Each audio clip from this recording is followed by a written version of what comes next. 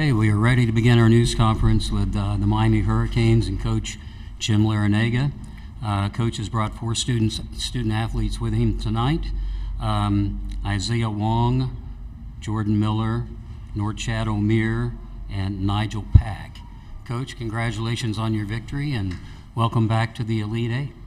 Well, thank you. Am I supposed to make an opening statement? Yes, sir. If you could tell us about your thoughts on that tonight.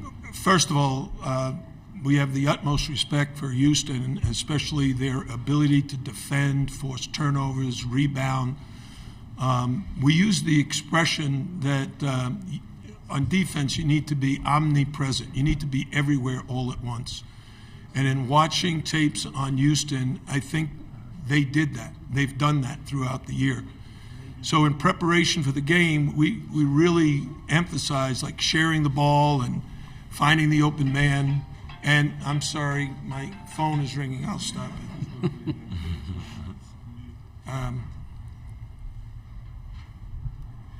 We emphasize moving the ball and finding the open man, and the guys did such a fantastic job from start to finish. We only ended up with 6 turnovers. So that's the name of the game, and we tied them in rebounding. So a great performance by our guys. These 4 plus Wooger in our start lineup. The guys off the bench did a great job. And we're very, very happy to be back in the Elite Eight for the 2nd year in a row. Okay, thank you, Coach. Let's go to questions for anyone on stage now. I think we have several hands on both sides. Here on the left side, extreme left. Myron Metcalf, ESPN. Jim, you reached the Elite Eight for the 2nd year in a row. After the women's team reaches it for the first time, does that mean Miami is now a basketball school? Yeah, here's what I would tell you. I've heard people describe schools as football schools, basketball schools, whatever. My opinion is we're a great academic institution. You know, one of the top 50 schools in the country. It's a private school with an absolutely awesome campus. And I was in the lobby last week with our cheerleaders and dance team. They were all studying. They're great students. These guys are all students. We're graduating all our guys. So I don't look at it that way. Our football team has won 5 national championships. Our baseball team has won 4. I think we got a great athletic department and great leadership in the administration.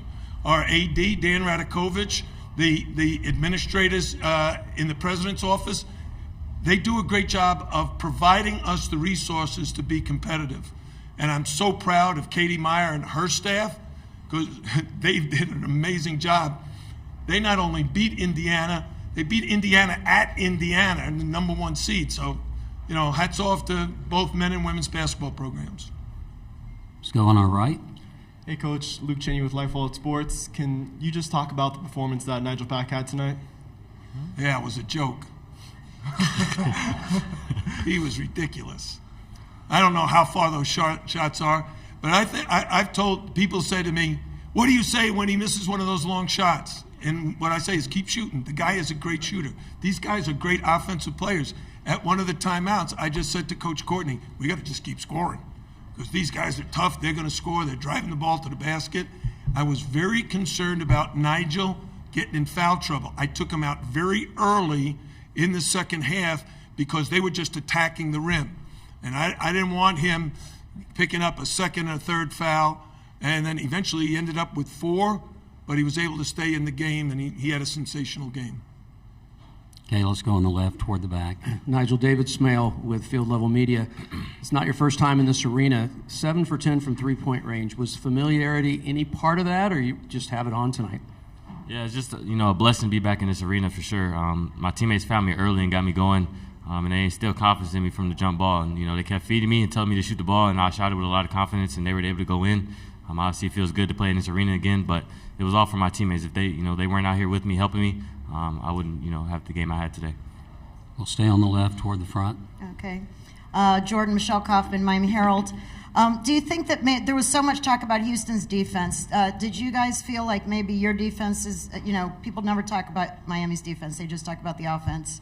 Do you think that you guys had something to prove defensively or that you just were underappreciated on the defensive end? I wouldn't say underappreciated. I feel like we play a certain style that it's hard to prep for.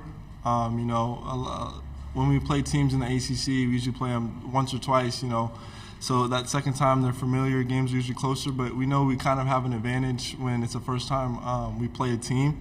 Again, though, credit to Houston. They played hard, but, we just found a way to pull this one out. We had a lead, and we just didn't want to give it up. Okay, now on the right.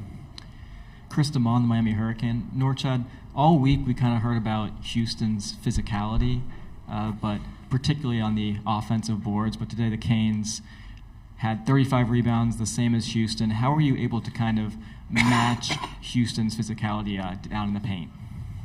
You see, you got to give them credit because they're a really physical team. But I think that, yes, we got to worry about them. They got to worry about us too, because I don't know if they, they thought about Miami that we are not physical, but I think I'm pretty physical. I love the physicality, and I think my teammates too. So I think they got to worry about us too, just like how we got to worry about them. But credit to Houston. Swing to the left. Josh ChriswellCrown.com. Jim, kind of going off that question, Houston had 4th highest offensive rebounding percentage in the country heading into tonight. Just what did you see as the biggest key to sort of taking away that strength tonight?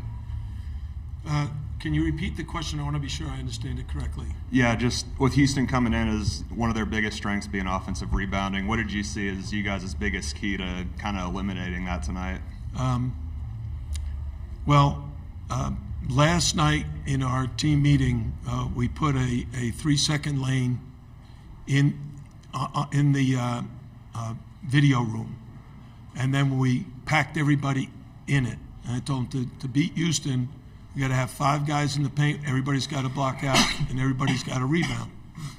And then the guys left the meeting and got on the elevator. They packed 12 guys into the elevator, and it got stuck. And it took a half hour for the firemen to get them out of there. And I just told them today at our shoot-around, hey, our defense was too stretched out. You guys got to be in the paint like you were in the elevator yesterday. And they did that. Reminder to media on Zoom, if you have a question, please use the raise your hand feature, and we will get the microphone to you as we say. Okay, next question in the back in front of the TV camera. Yeah, this is one for Jim and one for Jordan or any player that cared to respond. Jim, what was the name of the dance in the locker room that you were doing? And could one of you guys, Jordan, maybe just kind of evaluate your coach's dancing skills? I'm not evaluating it, but I can tell you the song. It's by the Commodores. It's called Night Shift. And it's kind of in memory of Marvin Gaye. And so I listen to it all the time. My wife is tired of me playing it. Do you want Jordan to answer that? Yeah, I think we can agree. It was like an A, not an A+. It was a little stiff, but he's still very mobile for his age. And what do you mean for my age? Yeah, so but it was great. We were all hyped up. We love when Coach O dances. That's probably the best celebration we could look forward to. No offense, Coach. Okay, I think we have a question here on the left side. Here? Yeah. Yeah, right. Okay, yeah. Nigel, I wanted to ask you, did you guys watch the women's game together and everything? And did that victory kind of get you guys in a winning mood? This is the biggest day in UM basketball history, period. Yeah, I'm pretty sure we were all in our separate rooms getting prepared for our games, but I know for sure me and Norchad had the game on in our room, and we were cheering them on. I'm pretty sure the rest of the guys did as well. It was really fun and entertaining to watch their game. Seeing them beat Villanova when they were expected to lose, make the Elite Eight for the first time in their program history is something that people didn't think about at the beginning of the year. So it's a really good accomplishment for them.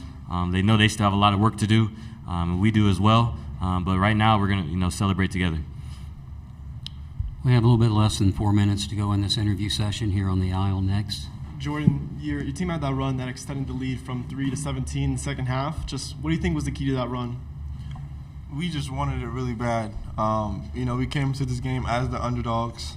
We had a lead throughout the whole game. I wouldn't say a comfortable lead, but a lead, and we just didn't want to let up.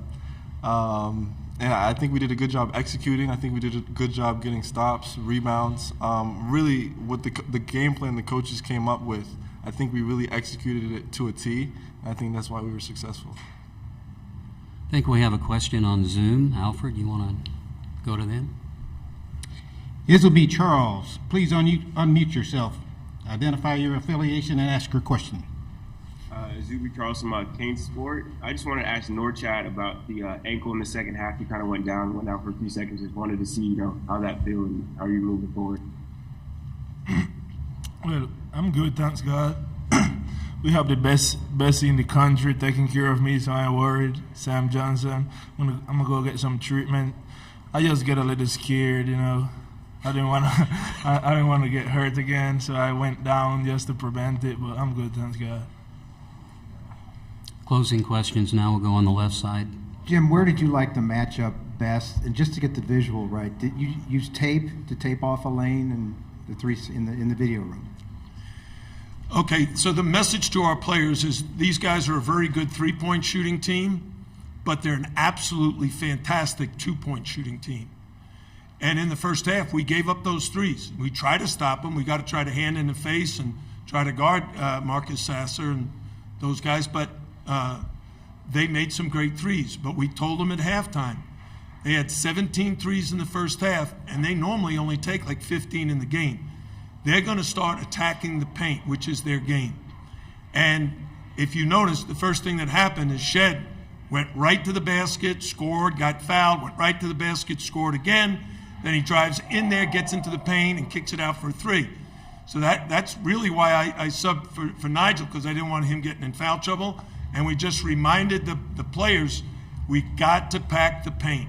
We can't let Shed or Sasser get in there, because we'll end up either fouling them or they'll kick it out for a three, or quite frankly, they'll dump it off and dunk it on us. Okay, Coach, we are out of time. Thank you very much for coming tonight. We look forward to seeing you tomorrow afternoon for our news conference that begins at 2:50 for the Hurricanes. So congratulations, guys.